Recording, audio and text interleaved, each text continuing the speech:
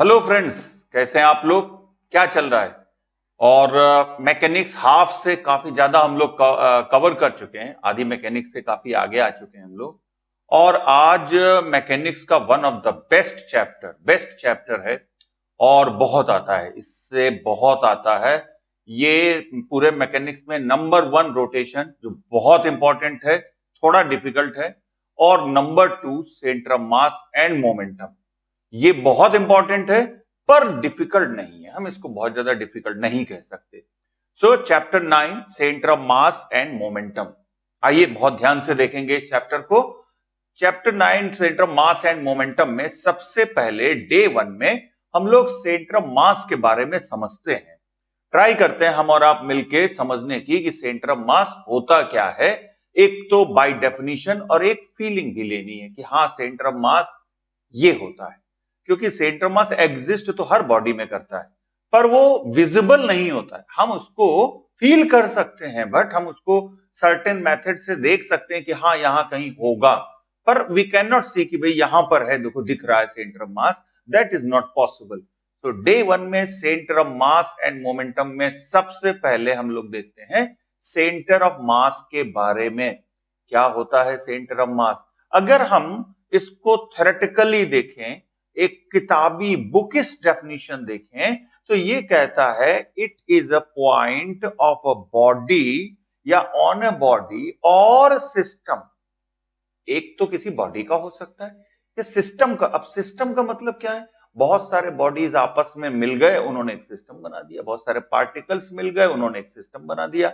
सो बहुत सारे rigid body या बहुत सारे पार्टिकल्स मिलकर सिस्टम बना देते हैं। तो चलिए देखते हैं। It is a point of a body और system at which whole mass of a body और सिस्टम, यानी पूरे बॉडी का या पूरे सिस्टम का mass, complete full mass, is supposed to be concentrated for dealing its translational motion।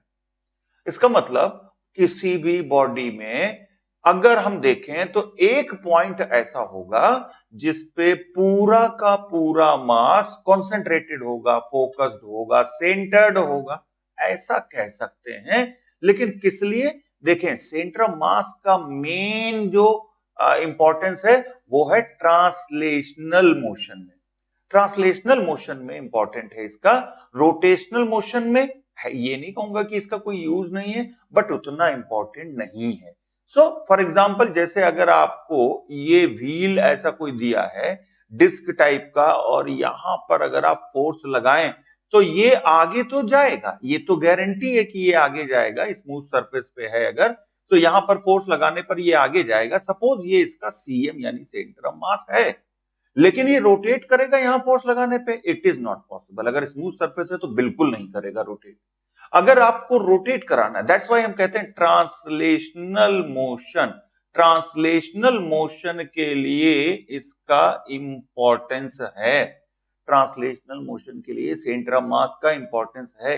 इसका मतलब है कि ये बहुत इंपॉर्टेंट पार्ट हो गया मैकेनिक्स का, क्योंकि दो तरह के मोशन जो जनरली अगर हम रफली देखें, रोटेशनल एंड ट्रांसलेशनल, तो ये ट्रांसलेशनल मोशन के लिए इंपॉर्टेंट। अगर आपको किसी को रोटेट कराना है, सोचे आप ये सपोज डिस्क है या कोई व्हील है, फोर्स कहां लगाना चाहेंगे? यहां पर फोर्स लगाना चाहेंगे, then it will be rotational motion. और जब आप यहां पर फोर्स लगा रहे हैं तो ये सीएम है, इसका मतलब सीएम से दूर लगा रहे हैं फोर्स। तो बात को ध्यान दीजिएगा, ट्रांसलेशनल मोशन के डील करने के लिए इंपॉर्टेंट पॉइंट होता है। सेंटर ऑफ मास किसी भी ऑब्जेक्ट का देखें आप, वहां पर अगर फोर्स अप्लाई करें तो मैक्सिमम रिजल्ट भी मिलता है, और हर बॉडी में होता है। ऐसा कोई बॉडी नहीं हो सकता जिसमें ये ना हो। रिजिड बॉडी में भी होगा। पार्टिकल इटसेल्फ में सीएम का काम करता है। आइए कुछ रिजिड बॉडीज का देखें। फॉर एग्जांपल, जैसे एक इक्विलेटरल लैमिना है। लैमिना मतलब एक प्लेट टाइप का इक्विलेटरल लैमिना है। सो यहां पर आप देखें तो ये इसका सीएम हो गया, सेंटर ऑफ मास हो गया। या इसी तरह से कोई स्क्वायर लैमिना है, तो ये इसका सेंटर ऑफ मास हो गया, सीएम हो गया। या इसी टाइप से कोई रॉड है, लेकिन ध्यान रखिएगा रॉड ऐसा है जहां यूनिफॉर्म मास डिस्ट्रीब्यूशन है। यूनिफॉर्म मास डिस्ट्रीब्यूशन है तो इसका सीएम यहां पर हो गया। तो ये सीएम का, वैसे तो ज्योमेट्रिकली अगर कोई बॉडी होमोजीनियस है तो हम ज्योमेट्रिकली आराम से कैलकुलेट कर सकते हैं, आराम से फाइंड आउट कर सकते हैं कि सीएम कहां पर होगा होमोजीनियस बॉडी में। अगर नॉन होमोजीनियस है then it will be difficult, फिर आपको समझना पड़ेगा सीएम कहां पर है। तो अभी आपको ये एक आइडिया लग रहा है कि हाँ यार ये बड़ा इंपॉर्टेंट पॉइंट होता है और हर ऑब्जेक्ट में होगा, that's for sure. Her object में सीएम सेंटर ऑफ मास होगा जरूर, और ये चीफ पॉइंट होता है। चीफ मिनिस्टर सीएम हम लोग यूज करते हैं, यहां सेंटर ऑफ मास के लिए यूज करते हैं। सीएम बहुत इंपॉर्टेंट पॉइंट होता है किसी भी ऑब्जेक्ट के लिए, और किसी भी ऑब्जेक्ट का स्पेशली ट्रांसलेशनल मोशन डिस्कस करने के लिए। आइए देखते हैं कुछ प्रॉपर्टीज हैं सेंटर ऑफ मास की। For example, there may or may not be any mass present physically at the CM center of mass. So, its position depends on shape of the body. इसका मतलब ऐसा जरूरी नहीं है कि हर ऑब्जेक्ट में जहां सीएम हो वहां मास हो, ऐसा कोई जरूरी नहीं है। रिंग में उसके सेंटर पे होता, वहां तो कोई मास नहीं होता, इसका मतलब ये जरूरी नहीं है। तो सेंटर ऑफ मास का पोजीशन डिपेंड किस पे करेगा? Definitely shape of the body, कैसे किस तरह का बॉडी है, किस शेप का है। आइए देखते हैं। फॉर एग्जांपल, एक एल शेप स्ट्रिप है, आप देख सकते हैं यहां पर, ये मेटल का या किसी भी सब्सटेंस का एल शेप स्ट्रिप है। तो सीएम कहां? ये एक अप्रोक्सीमेट पोजीशन हो गई कि सेंटर ऑफ मास यहां कहीं इसके पॉइंट के करीब होगा। ये आइडिया लग जाता है। इसका मतलब आप यहां पर देखो मटेरियल नहीं है, मटेरियल नहीं है मतलब रॉड का कोई भी पार्ट इस पॉइंट पर नहीं है, बावजूद इसके सेंटर ऑफ मास यहां एग्जिस्ट कर रहा है। इसी तरह से रिंग देख लो। अब रिंग में देखो भाई, यहां पर कोई ऑब्जेक्ट का मास है क्या? नहीं है, नहीं है, इसके बावजूद सीएम यहां पर एग्जिस्ट कर रहा है। या अब डिस्क देखें, डिस्क का सीएम यहां होगा, पर हां डिस्क तो हम कहेंगे यहां पर मास है। इसका मतलब ये पॉइंट का लोकेशन हमेशा एक बढ़िया यूनिक लोकेशन होता है, ठीक है। और हम ये नहीं कह सकते वहां मास होना जरूरी है जहां सेंटर ऑफ मास है। ये दो एग्जांपल उसके हैं, एल शेप्ड स्ट्रिप हो गया, रिंग हो गया, और ये यूनिफॉर्म डिस्क का हो गया जहां पर सेंटर ऑफ मास उसके सेंटर पर होगा। अब इसके बाद हम लोग देखें सेंटर ऑफ मास के कुछ और इंपॉर्टेंट प्रॉपर्टीज। जैसे एक प्रॉपर्टी होता है सेंटर ऑफ मास का, for a given shape it depends on the distribution of mass. Mass distribute कैसे हुआ है within the body? It is closer to the massive part, जो हैवियर पार्ट है उसके करीब होगा। जैसे आप देखें ये दो बॉल है, may be solid spherical ball है, और इनका मास m है, होमोजीनियस है। सेंटर ऑफ मास कहां? बिल्कुल मिडिल पे। अगर आप देखोगे तो ये L लेंथ होगा, तो ये भी L लेंथ होगा। बट जैसे ही हमने इसका मास हैवी कर दिया, आप देखो capital M is here greater than small m, ऐसा फिर क्या हुआ? पहले दोनों इक्वल थे, स्मॉल m सिमेट्रिकली बीच में सेंटर ऑफ मास आ गया, पर जैसे ही कैपिटल M ज्यादा हुआ, centre of mass heavier portion की तरफ शिफ्ट हो गया। सेंटर ऑफ मास पहले यहां था, यहां से इधर की तरफ शिफ्ट हो गया। इसका मतलब ये भी कह सकते हैं सीएम लाइक्स हैवियर पोर्शन, ऐसा भी कह सकते हैं सीएम लाइक्स मैसिव पार्ट, जो बहुत भारी पार्ट होगा उसको सीएम पसंद करता है।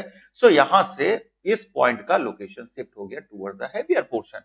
ये भी एक बड़ा अच्छा प्रॉपर्टी है कि सेंटर ऑफ मास शिफ्ट हो जाता है हैवियर पार्ट की तरफ अगर नॉन होमोजीनियस बॉडी है।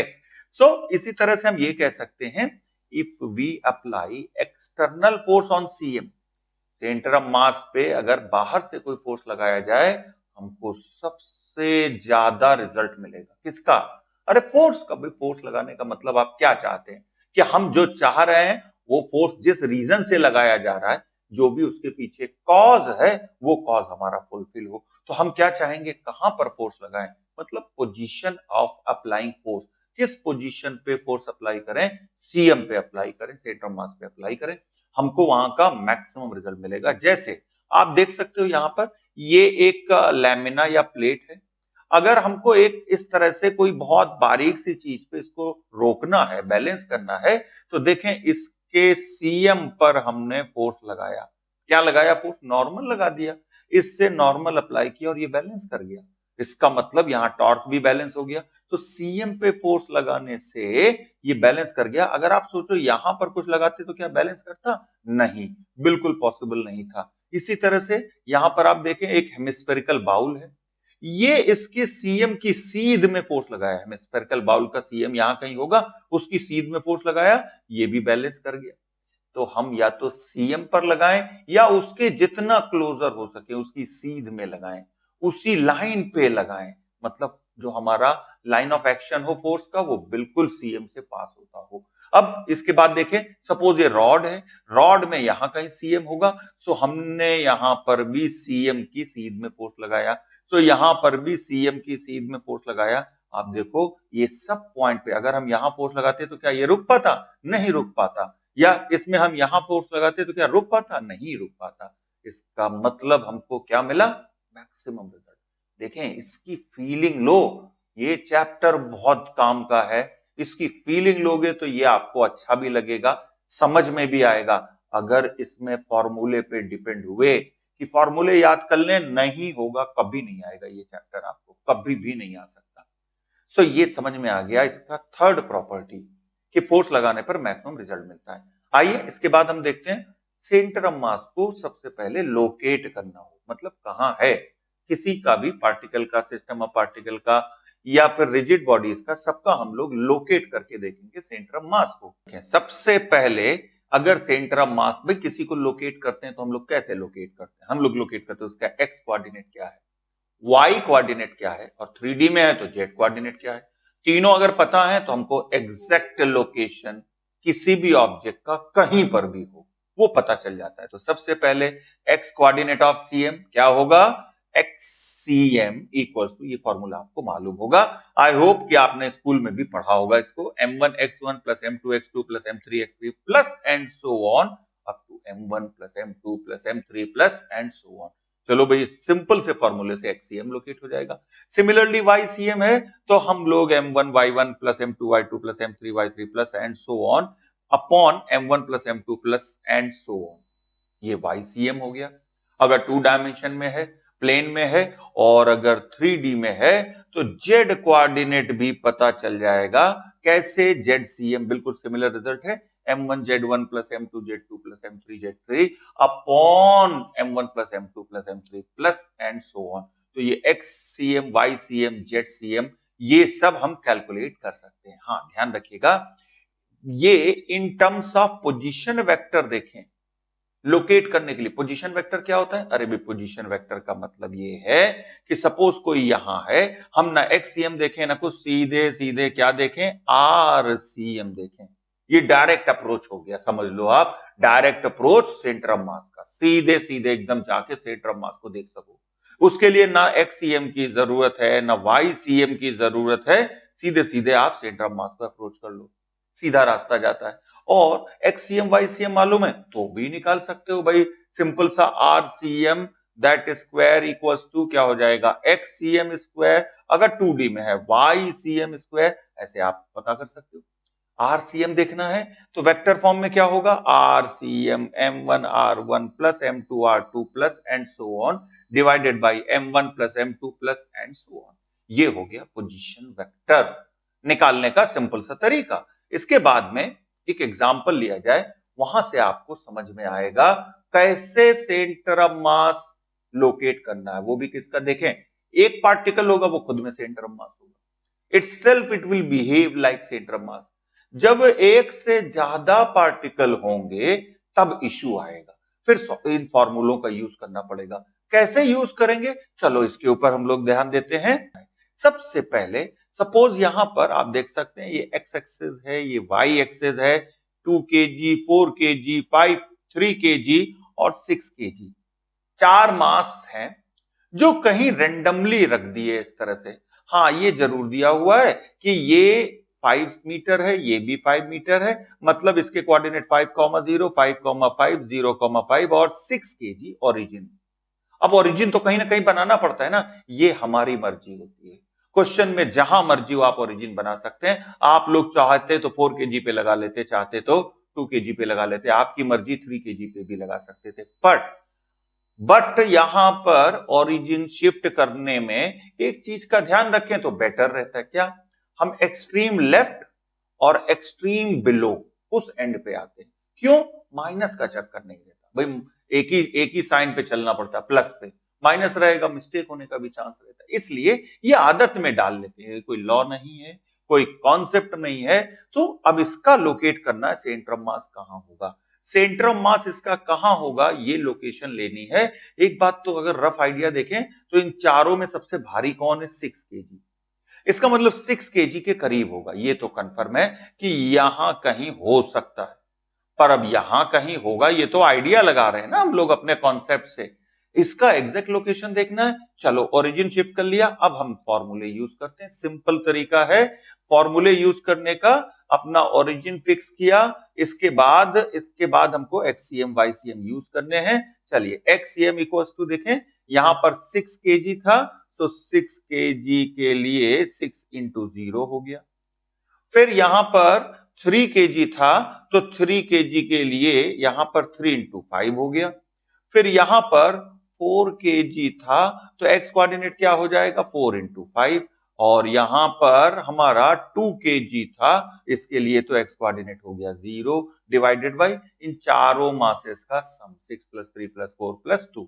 चलें सिंप्लीफाई करोगे, ये आ जाएगा 7/3 मीटर। मतलब ये पता चल गया इस लाइन पर सीएम होगा, कितनी दूर पे होगा, 7/3 मीटर पे होगा। अभी वाई सीएम निकालना जरूरी है, तभी एग्जैक्ट लोकेशन पता चलेगी। तो वाई सीएम क्योंकि एक प्लेन में है, तो जेड सीएम की जरूरत नहीं पड़ेगी। 2D में है खाली एक्स और वाई में, तो एक्स और वाई सीएम से काम चल जाएगा हमारा। वाई सीएम देखें, 6 इंटू 0 एज यूजल ओरिजिन पे है, प्लस 3 इंटू 0, भाई इसके लिए भी तो वाई कोऑर्डिनेट 0 है, ये बात तो समझ में आ रही है सबको। फिर प्लस 4 इंटू 5 हो गया, प्लस 2 इंटू 5 हो गया divided by sum of masses, और ये आ जाएगा अल्टीमेटली 2 मीटर। देखो कितने आराम से मिल गया हमको, क्या मिल गया, 2 मीटर ये है। इसका मतलब ये हो गया 7/3, तो हो गया मीटर में हमारा एक्ससीएम, और वाई सीएम हमको मिल गया 2 मीटर।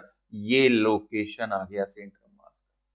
कोऑर्डिनेट क्या आएंगे हमको, एक्ससीएम वाईसीएम 7/3, 2, और ये मिल गया एग्जैक्ट लोकेशन। बात समझ में आपको आ गई होगी। पहला काम ओरिजिन फिक्स करो अपना, कोशिश करो, रूल नहीं है, कोशिश करो extreme left extreme below and पर। उसके बाद फॉर्मूले अप्लाई करो, कोऑर्डिनेट से आप सिंपल सा ये फॉर्मूले एक्ससीएम वाईसीएम वाले अप्लाई करके तुरंत लोकेट कर सकते हैं सीएम कहां पर है। ये था इसका एक स्कूल लेवल का एग्जाम्पल कह लो, या एक स्कूल लेवल का केस कह दिया। इसके बाद हम लोग देखते हैं position of centre of mass of कुछ रिजिड बॉडीज का।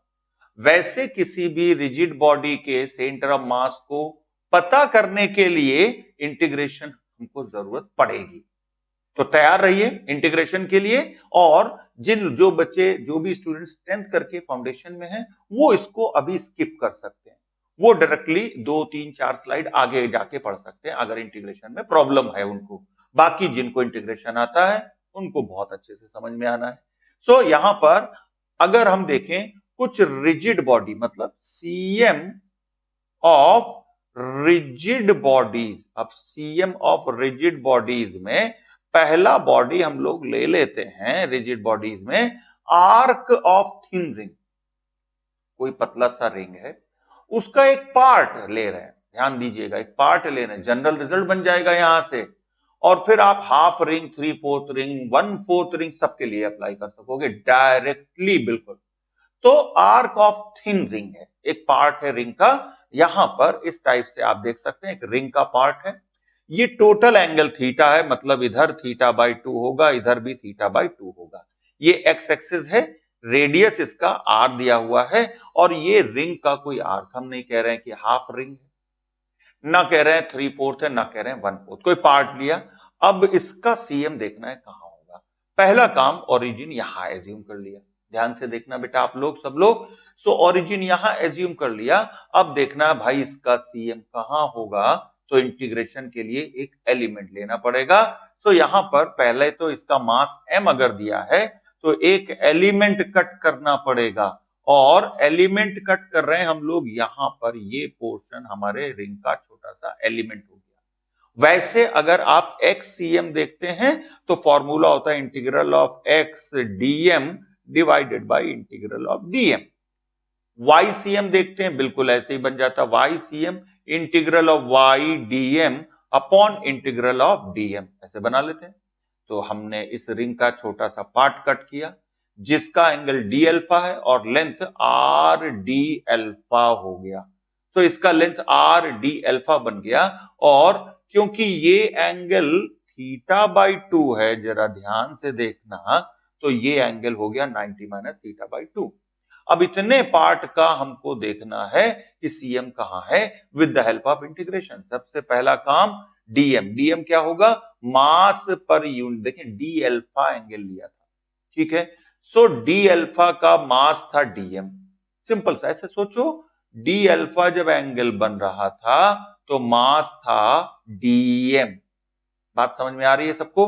तो एक जब बनेगा तो मास होगा डीएम बाई डी अल्फा, और जब बनेगा थीटा टोटल, तो यहां पर क्या हो जाएगा, ये थीटा, और ये किसके इक्वल होना चाहिए, ये इक्वल होना चाहिए एम के। यहां से डीएम आ जाएगा दिस वे। बात समझ में आ गई सबको? डी अल्फा एंगल बना रहा है जो आर्क हमारा, उसका मास डीएम है, एक बना रहा है DM by D alpha, theta बना रहा है, मल्टीप्लाई कर दिया। तो मल्टीप्लाई कर दिया, ये हमको m आ जाता है। अब यहां से देखें y equals to r sine, भाई रेडियस का हमने एक तरह से कंपोनेंट कर लिया, तो आ गया r sine alpha plus 90 minus theta by 2। अब हमको फॉर्मूला लगाना है YCM integral y dm upon integral dm। Value रख दिया हमने y का और dm का वैल्यू रख दिया, और इसको इंटीग्रेट कर देते हैं प्रॉपर लिमिट में, तो हमको ये आ जाएगा r by theta 0 to theta cos alpha minus theta by 2 into d alpha, so sine 90 plus any theta that will be cos theta. तो यहां पर ये आ गया, इसको इंटीग्रेट करेंगे और लिमिट लगा दें, सो ये रिलेशन आ गया r by theta multiplied by 2 sine theta by 2। यहां से सीएम का पोजीशन आ गया, ये भी $1 मिलियन रिजल्ट है, आपको बड़ा काम आने वाला है। और ये बहुत सारे लोग शॉर्टकट लगाते हैं, इसको शॉर्टकट कहते हैं, शॉर्टकट लगाओ शॉर्टकट लगाओ। 3/4 रिंग है, 1/4 रिंग है, हाफ रिंग है, बहुत सारी ऑनलाइन ऐसे इंस्टीट्यूट्स हैं जो जिन्होंने, मैंने देखा, इसको शॉर्टकट बना रखा है और ऐसे वीडियो फिर अपलोड कर देते हैं। ये सिंपल सा कैलकुलेट करने के बाद एक रिजल्ट आ जाता है। अगर आपको मेमोराइज है आप भी शॉर्टकट लगा सकते हैं, और इसके एप्लीकेशन क्या हो जाते हैं, देखिए फ्रॉम द सेंटर ओ है। अभी कोई बोलेगा कि ये एक सेमी सर्कुलर रिंग है, भाई सेमी सर्कुलर रिंग है, और हमको बताना है इसका सीएम कहां होगा। कोई दिक्कत नहीं है, यही तो है हमारा टोटल एंगल। हम लोगों ने देखा था क्या बना रहा था, थीटा। यहां पर टोटल एंगल थीटा को हम किससे रिप्लेस करेंगे, 180 से रिप्लेस करेंगे कि नहीं करेंगे? बिल्कुल सही है, देखो YCM आ गया यहां से ट्वाइस आर इसका रेडियस है, साइन, और 180 बाई 2 करोगे तो क्या आ जाएगा, 90 डिग्री डिवाइडेड बाई, और ये क्या आ जाएगा, पाई बाई 2। अरे 180 डिग्री बना रहा है, तो थीटा की वैल्यू हो गई यहां पर पाई। सो यहां पर अब आप देख सकते हैं 2r साइन 91 हो गया, 2r बाई पाई आ गया। यहां से लोकेशन, इसी को ट्रिक बना लो। आप अप्लाई करें जहां पर लेंदी प्रोसेस है वहां पर, नो डाउट, पर it's not a shortcut trick, formula है डिराइव किया, उसको आप फिर कन्वर्ट करें तो आप किसी के लिए भी कैलकुलेट कर सकते हैं। फॉर एग्जाम्पल ये हो गया हमारा 1/4 ऑफ द रिंग, 1/4 रिंग है, ऑब्वियस सी बात है इसका YCM देखना है, कोई इश्यू नहीं है यहां पर। बट एक बात ध्यान रखना पड़ेगा, XCM भी कैलकुलेट करना पड़ेगा और YCM भी कैलकुलेट करना पड़ेगा, और इसमें भी कोई टेंशन वाली बात नहीं है। आप देखें ये एग्जैक्ट 1/4 रिंग होगा तो ये एंगल कितना होगा, 45 डिग्री होगा, ये तो क्लियर है ना। 45 डिग्री होगा तो क्या हो गया, आप इसका XCM और YCM कैलकुलेट करके नहीं निकाल सकते, या कंपोनेंट करके निकाल सकते, बड़ा सिंपल है भाई। यहां पर आप ये रिजल्ट याद होगा तो रिंग के किसी भी आर्क के लिए निकाल सकते हो क्या होगा रिजल्ट। तो ये तो हो गया रिंग का, रिंग का एक आर्क है, half ring, semi circular ring, या फिर हम कह सकते हैं 1/4 रिंग, 3/4 रिंग, किसी के लिए भी निकाल सकते हैं। चलिए इसके बाद बात आती है पार्ट ऑफ डिस्क की। डिस्क का पार्ट आप देखें, यहां पर एक डिस्क है, और डिस्क का फुल पार्ट नहीं है, ना हाफ पार्ट है ना 1/4 है, हमने एक रेंडमली पार्ट ले लिया जो कि एंगल फॉर्म कर रहा है थीटा। ऑब्वियसली ये x एक्सिस है, ये y एक्सिस है, और ये रेडियस r है। इसके बाद अब इंटीग्रेशन के लिए तो तैयार रहना पड़ेगा, तो इंटीग्रेशन के लिए तैयार रहो। तो यहां पर ये एक पार्ट इसका कट कर लिया, ऐसे एक एलिमेंट कट करना पड़ेगा भाई, छोटा सा एक एलिमेंट कट कर लिया दिस वे। इस एलिमेंट का थिकनेस एज्यूम कर लिया कि इस एलिमेंट का थिकनेस है, कितना है थिकनेस इसका, dr। चलो भाई ठीक है, और कितने पे कट किया, देखो रेडियस फुल r था, तो ये स्मॉल r कहां तक होगा, सिर्फ यहां तक होगा स्मॉल r। अब ये क्या हुआ, अच्छा जो हमने कट किया है, रिंग का पार्ट हुआ कि नहीं हुआ, अब रिंग का पार्ट हुआ तो यहां पर बहुत आसानी से निकाल सकते हैं, इंटीग्रेट करना पड़ेगा।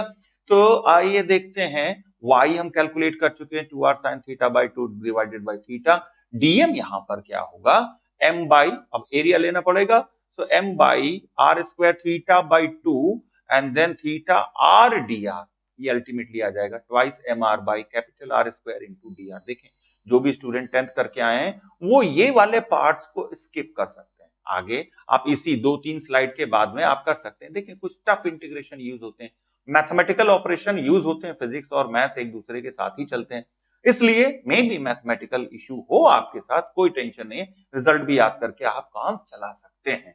डिराइव करने को ऐसा नहीं है, मैं कहूंगा कि आया नहीं है, जेई एडवांस में भी आया है, मेंस में भी आया है, रिसेंट में आया है, पर डिराइव करने की जरूरत नहीं भी पड़ती, ये भी कह सकते हैं, बहुत कम क्वेश्चन ऐसे होते हैं।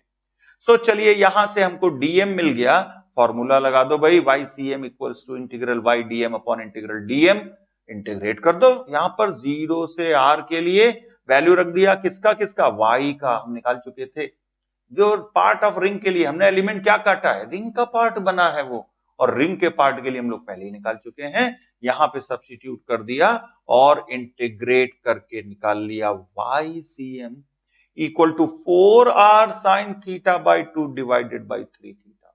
बात समझ में आ रही, मतलब अगर सोचो कि आपके पास इस तरह से हाफ डिस्क होता, this way something, half disc होता और इसका निकालना होता, तो दिस इज हाफ डिस्क और इसका निकालना है YCM, क्या करोगे, अरे यही रिजल्ट यूज करो, 4r sin थीटा, थीटा यहां कितना बन रहा है देख सकते हो 180 डिग्री है, तो आ जाएगा 90 डिवाइडेड बाई 3 इंटू, और कितना थीटा था पाई, मतलब sin 91 हो गया, आ गया देखो 4r बाई 3 पाई, क्या आ गया, YCM मिल गया आपको। सो ऐसे ही क्वार्टर के लिए भी 1/4 के लिए निकाल सकते हैं। सो ये रिजल्ट याद होंगे तो आपको बेनिफिट मिलेगा, इसमें बेनिफिट मिल सकता है, मिलेगा, I would not like to say that, but हाँ बेनिफिट मिल सकता है। नहीं याद है क्योंकि इसको डिराइव करने में इट विल टेक 1 और 2 मिनट, 1 या 2 मिनट लग जाएंगे, इसलिए मैं कह रहा हूं कि इट इज जस्ट सजेशन कि अगर ये याद रखो तो काफी बेनिफिट मिल सकता है। अब ये तो हमने देख लिया, अब देखें जैसे ही हमने इनके देखे ऐसे ही किसी भी ऑब्जेक्ट का निकाल सकते हैं, उसमें इतना डिटेल में नहीं जाना कि हम कोन का भी निकालें या इसका भी निकालें, स्फीयर का भी निकालें, स्फीयर का भी निकालें, नो, ये इट्स सफिशिएंट, आपको मेथड समझ में आ गया कैसे निकालते हैं। अब उनके डायरेक्ट रिजल्ट देख लेते हैं। For example location of CM of homogeneous rigid body, उसमें क्या है, सेमी सर्कुलर रिंग, वैसे हम निकाल चुके हैं इसका, पर एक साथ देख रहे हैं, चलो सभी का देख लेते हैं। इसका आप आराम से निकाल सकते हैं, सेमी सर्कुलर रिंग का क्या आया था, याद है आपको, 2r बाई पाई, यहां पर आ गया इसका सीएम। वैसे भी याद होगा आपको, सीएम लाइक्स मैसिव पार्ट को लाइक करता है, तो यहां पर आ जाएगा इसका सीएम कितने पे, 2r बाई पाई पे। क्लियर हो गया सभी को, okay, now move to the next part. Next क्या है, सेमी सर्कुलर डिस्क, इसका भी आप निकाल सकते हो, कोई टेंशन नहीं है इसमें भी। सेमी सर्कुलर डिस्क का कहां होगा, हम लोग इसका भी निकाल चुके हैं, 4r बाई 3 पाई पे होगा, यहां पर हम लोग ओरिजिन मान रहे हैं, मतलब अगर इसके कोऑर्डिनेट लिखने हैं तो x तो 0 हो गया, ओरिजिन हम यहां ले रहे हैं 0,0, और y क्या हो जाएगा, -4r बाई 3 पाई, यहां से सीएम आ जाएगा। चलिए सेमी सर्कुलर डिस्क का भी हो गया। यहां पर अगर हम लोग एक हॉलो हेमिस्फीयर लें, ध्यान दीजिएगा, हॉलो हेमिस्फीयर, तो इसका सीएम, अब देखें ये याद करना पड़ेगा, ये याद करो या फिर सॉल्व करो, सॉल्व करना it will take time, better है याद कर लेते हैं। कुछ पॉइंट्स है मैकेनिक्स में, मोमेंट ऑफ इनर्शिया याद करना, या फिर इस तरह से सीएम का लोकेशन याद करना, ये एक्सपेक्टेड है कि भाई इतना तो आपको मेमोरी में होना चाहिए आपके, आप उसको कई बार लिखें या जहां पढ़ते हैं टेबल पे वहां सामने किसी पेपर में आप लिखिए इसको और उसको टेप से या कैसे भी उसको वहां पर चिपका दीजिए, ताकि आप उठते बैठते ये सब चीजों पे नजर जाती रहे, फोन पे बात कर रहे हैं, म्यूजिक सुन रहे हैं, बैठे हुए हैं, कुछ भी करें आपकी नजर उस पर पड़ती रहेगी।